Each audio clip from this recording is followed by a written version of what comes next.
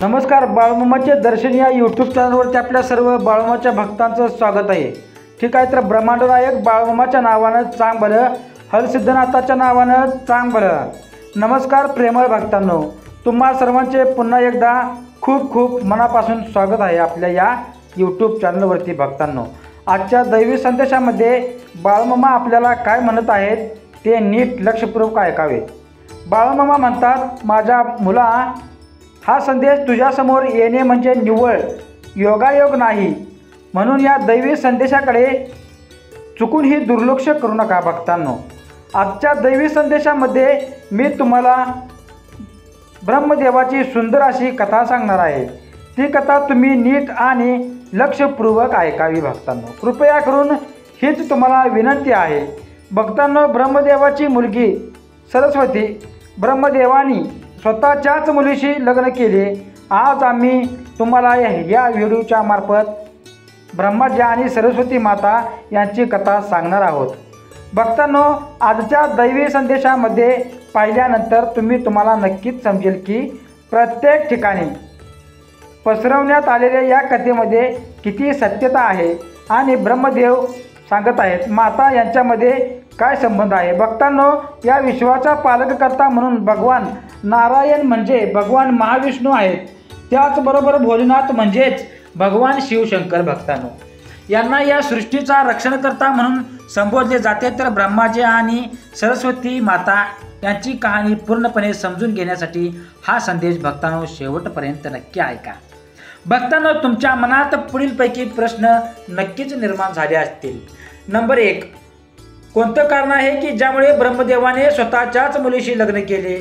Number 2, माता सरस्वतीने ब्रह्माजींना श्राप का दिला? नंबर 3, ब्रह्मा आणि सरस्वती यांचा नेमका संबंध काय आहे?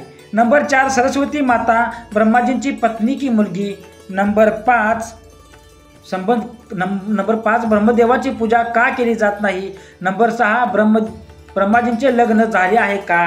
नंबर 7, सरस्वती मातेने ब्रह्माजींना श्राप का दिला? या सर्व प्रश्नांची उत्तरे आज मी या व्हिडिओच्या माध्यमातून तुम्हाला देणार आहोत.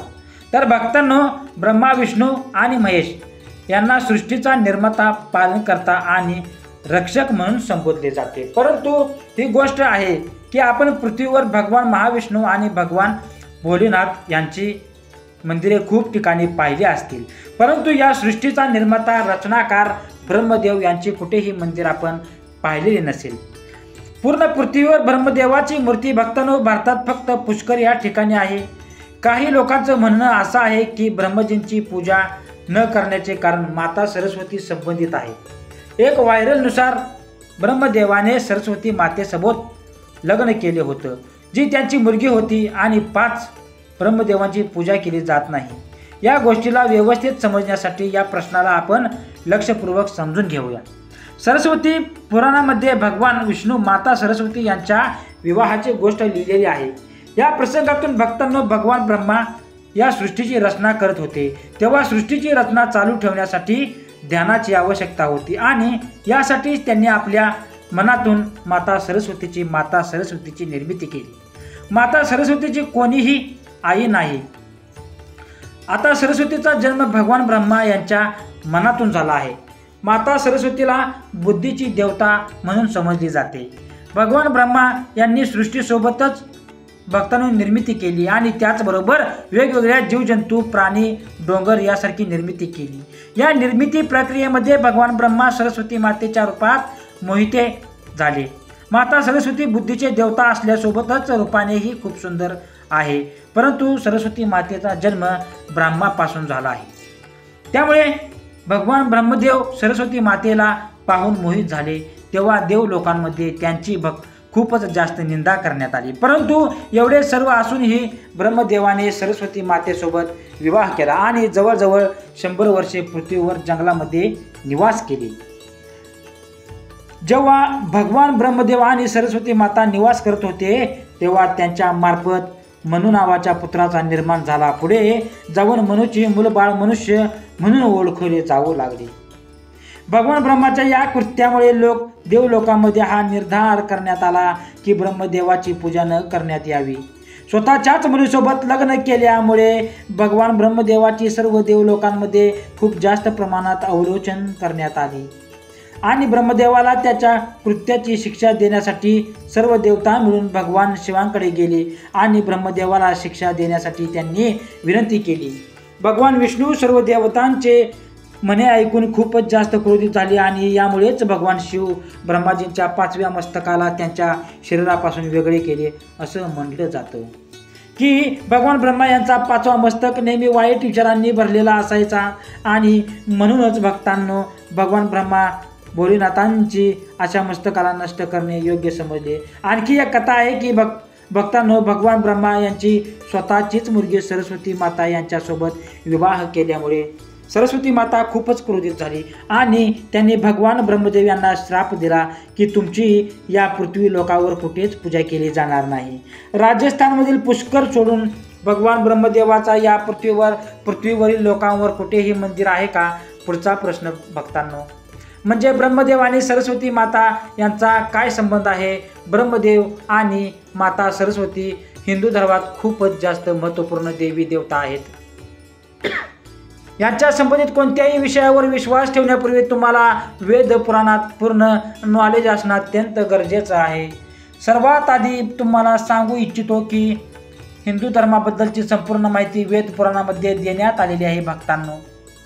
ठीक आहे, वेदामध्ये हिंदू धर्मातील कोणत्याही देवी देवतांचे वर्णन केलेले आहे नाही. आपण जेवढे काही देवी देवतांना ओळखतो त्यांचा फक्त उल्लेख पुराणामध्ये करण्यात आलेला आहे. आता तुम्हाला भक्तांनो हे सुद्धा समजून घेणे गरजेचं आहे की भगवान विष्णू सरस्वती माता यांच्याबद्दल जी काही माहिती देण्यात आलेली आहे त्यांच्यामध्ये असं सांगण्यात आलं आहे की सरस्वती पुराणामधून घेण्यात आलेली आहे.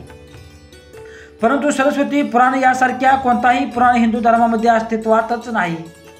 तर मग भक्तांनो मला असं वाटतं की ही सर्व माहिती खोटी आहे.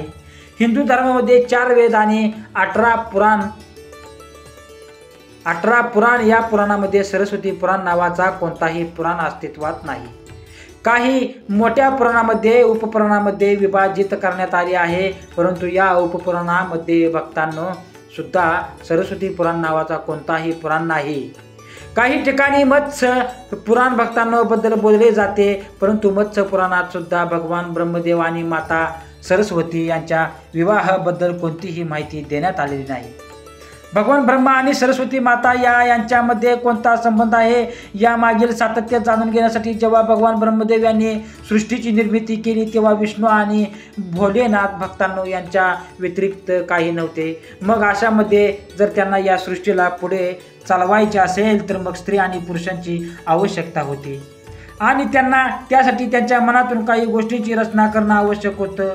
आणि म्हणूनच ब्रह्मदेव आणि भक्तांनो माता सरस्वती, नारद, मनोज, जामवंत, सनातन आणि संत कुमार यांचा जन्म त्यांच्या मनातून केला आणि पृथ्वीला पुढे चालवण्यासाठी त्यांना पृथ्वीकावर पाठवण्यात आले. त्यांनी पृथ्वीवर संतुलन ठेवण्यासाठी मात्र सरस्वतीला सोबत ठेवले आणि सोबत असणाऱ्या स्त्रीला पत्नीचा दर्जा देण्यात आला. भक्तांनो आता मनामध्ये हा प्रश्न निर्माण झाला असेल की सरस्वती माता ब्रह्मदेवाची पत्नी आहे की मुलगी आहे?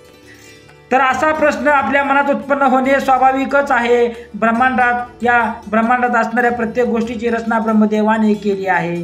तर मुलगी असो, पत्नी असो किंवा भाऊ असो, बहीण असो, कुठलेही नातं असो, दोघांची भक्तांनो रचना ब्रह्मदेवानेच केलेली आहे. भगवान ब्रह्मदेवांना जर कोणासोबत विवाह करायचा असेल तर यासाठी सुद्धा त्यांना त्यांच्या मनातून या गोष्टीची निर्मिती करावी लागायची आणि त्यांच्या मनातून उत्पन्न झाल्यामुळे भक्तांनो त्यांचे हे नातं मुलीसारखं लावण्यात येतं. या सृष्टीच्या उत्पत्तीनंतर वेगवेगळ्या घटकावर ब्रह्मदेवाचे लग्न हे 5 वेळा झालं होतं आणि म्हणूनच त्यांच्या पत्नी आहेत. त्याच्यामध्ये सरस्वती, सावित्री, गायत्री, श्रद्धा आणि मेघा आहे. चला तर आपण भक्तांनो जाणून घेऊया ही भगवान ब्रह्मदेवाची पूजा का केली जात नाही. आपण पृथ्वी लोकावर वेगवेगळी मंदिरे पाहिली असतील भक्तांनो. महाविष्णू, शंकर, भोलेनाथ यांची मंदिरे आपण पाहिले असतील, परंतु आपण कधीही भगवान ब्रह्मदेवाचे मंदिर पाहिलेले नसेल. परंतु राजस्थानमध्ये पुष्कर या ठिकाणी भक्तांनो ब्रह्मदेवाचे एक मंदिर आहे आणि हे मंदिर 3 झऱ्याच्या मध्ये आहे. प्रचलित कथेधारा स्मृतीच्या निर्मितीच्या वेळी एका राक्षसाने पृथ्वीवर खूप जास्त त्रास उत्पजात माजवत होता. तेव्हा भक्तांनो त्या राक्षसाने अन्याय घ्यायला सुरुवात केली होती. तेव्हा ब्रह्मदेवाने त्या राक्षसाचा वध केला होता. ब्रह्मदेवाच्या कमालाचे 3 तुकडे या पृथ्वीवर पाडले, ज्यापासून मोठे मोठे झरणे तयार झाले. आज तो स्थान भारतातील पुष्कर या ठिकाणी आहे आणि त्या 3 झऱ्यांना भक्तांनो आणि त्या 3 झऱ्यांना कनिष्ठ पुष्कर म्हणून संबोधले जाते. या झरण्यात निर्मितीनंतर तिथे भक्तांनो करण्यात आले की असं मानलं जातं. या यज्ञामध्ये भक्तांनो ब्रह्मदेव बसण्यासाठी गेले होते. या यज्ञामध्ये पती पत्नीला बसावे लागते आणि तेव्हा भक्तांनो ब्रह्माजींची पत्नी सावित्री होती आणि त्याला येण्यासाठी खूप जास्त वेळ लागत होता. खूप जास्त वाट पाहिल्यानंतर पूजेचा मुहूर्त निघून जात असल्यामुळे भगवान विष्णू एक कल्पना सांगितली की ब्रह्मदेवाने लग्न याच पूजेच्या दौऱ्याने करण्यात यावे. त्यामुळे भगवान नारद यांनी गायत्री नावाच्या एका स्थानिक मुलीला भगवान ब्रह्मा आणि सोबत विवाह करण्यासाठी तयार केले. जेव्हा त्या दोघांचा विवाह संपन्न झाला आणि भगवान ब्रह्मा त्यांची पत्नी गायत्रीच्या सोबत पूजेला बसले, तेव्हाच तिथे त्यांची एक युक्ती आली आणि समोरील सर्व दृष्टी पाहून माता खूपच क्रोधित झाली आणि याच क्रोधामुळे त्यांनी भगवान ब्रह्माला श्राप दिला की या धर्तीवर त्यांची पूजा कधीच केली जाणार नाही. आणि त्याचबरोबर त्यांनी नारदला देखील श्राप दिला की नारद तू आजीवन कुवारा राहशील. अशा प्रकारे भगवान ब्रह्मा यांना 2 श्राप मिळाले. एक तर माता सरस्वतीने दिला आणि दुसरा तर सावित्रीने. आणि जेव्हा माता सावित्रीला हे समजले की त्यांनी हे सर्व भगवान विष्णू यांच्या सांगण्यावरून केला. सावित्रीच्या श्रापावरून भगवान विष्णू सुद्धा वाचू शकले नाही. माता सावित्रीने भगवान विष्णू यांना शाप दिला की ते त्यांच्या पत्नीच्या वियोगाने वर्षानुवर्षे तडफडत राहतील. आणि याच शापामुळे भगवान श्रीरामांना माता सीतेपासून वेगळं राहण्याची यातना सहन करावी लागली. यानंतर जेव्हा माता पार्वतीचा भक्तांनो जेव्हा सावित्रीचा क्रोध कमी झाला, तेव्हा यांनी भगवान ब्रह्मदेवाच्या दया दाखवत म्हणाली की त्यांची पूजा या पृथ्वीवरील फक्त एका ठिकाणी म्हणजे पुष्कर या ठिकाणीच केली जाणार आहे. त्यानंतर माता सावित्री रत्नागिरी येथील त्यांनी गेली आणि तिथे ध्यानस्थ झाली. आणि तेव्हापासून माता सावित्री ही तिथेच आणि तिथून खाली पुष्कर या ठिकाणी 3 झरण्याच्या मध्ये भगवान ब्रह्मदेव यांचे मंदिर आहे.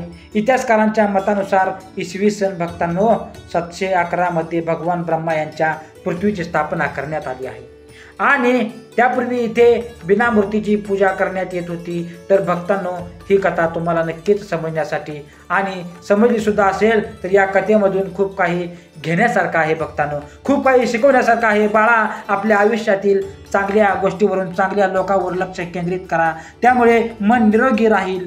जर भक्तांनो या गोष्टीवर तुमच्या आयुष्य काही नकारात्मक लोक असतील तर त्यांच्यावर लक्ष न देता आनंदी लोकांसोबत वेळ घालवा. आपल्याला हे लवकर शोधून काढावं लागेल की कोण आपल्यासाठी खरंच चांगला विचार करतो किंवा करतो, कोण फक्त तोंडावर गोड बोलतो. जेवढ्या लवकर तुम्ही हे समजून घ्याल तेवढ्या तुमच्यासाठी चांगलं आहे. चांगली पुस्तकं वाचा, प्रेरणादायी गोष्टी ऐका, तुमच्या छेदांमध्ये लक्ष द्या. नकारात्मक लोकांकडून लक्ष केंद्रित न करता आयुष्यातील दुःखी वाटेवर त्यामुळे सकारात्मक विचार करण्याची सवय लावा. क्षमाशील बना. प्रत्येकाची विचारसरणी भक्तांनो वेगळी असते. क्षमा केल्याने मनाचा ताण कमी होतो आणि तुम्हाला शांत वाटतं. काही वेळा भक्तांनो लोक चुकीचं वागतात, अपमान करतात, टोमणे मारतात. अशा वेळी त्यांना मनात ठेवून तुम्ही त्रास करून घेतात तर नुकसान तुमचंच होईल. त्याऐवजी त्यांना क्षमा करा आणि पुढे जा. भक्तांनो अशीच महत्त्वपूर्ण माहिती आणि संदेश ऐकण्यासाठी भक्तांनो तुम्ही आपल्या चॅनलला लवकरात लवकर सबस्क्राईब करा. ठीक आहे, तर चांग भलं श्री सद्गुरू संत बाळूमामाच्या नावानं चांग भलं.